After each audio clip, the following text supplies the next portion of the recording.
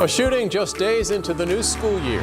Investigators have arrested a 15-year-old student for yesterday's violence at Heritage High School, and it is our top story tonight. Right now, 2 teens are recovering from gunshot wounds. We have team coverage of what went down.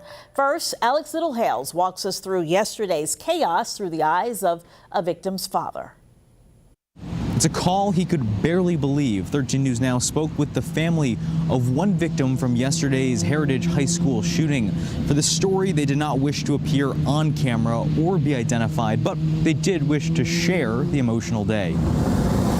The father says he first found out from his own son. Hours after getting dropped off, the son called him just after 11 a.m., telling him he'd been shot at school. They only spoke for 2.5 minutes before the call dropped, when the father raced from Williamsburg to check in at Riverside Hospital. In a statement to 13 News Now, he writes, quote, "We have still had no contact from Heritage High School or public officials in charge. There's a lot of questions us as a family have not had answers to." According to the father, his son is in stable condition. This is something that, will affect us a very long time.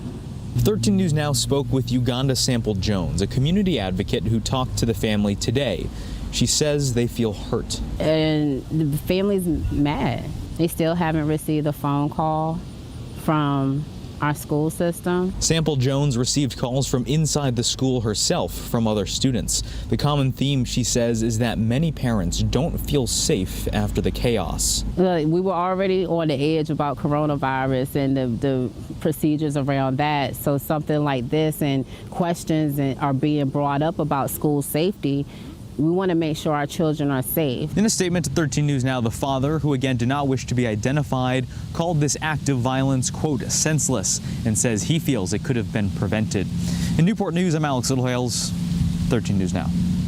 All the students who were injured yesterday are expected to be okay.